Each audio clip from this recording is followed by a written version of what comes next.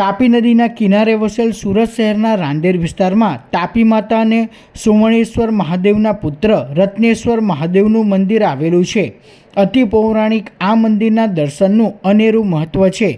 તાપી પુરાણમાં પણ આ મંદિરનો ઉલ્લેખ કરાયો છે. ત્યારે મંદિરના જીર્ણોદ્ધાર માટે વિવિધ સંસ્થાઓ અને સંગઠનો આગળ આવ્યા છે.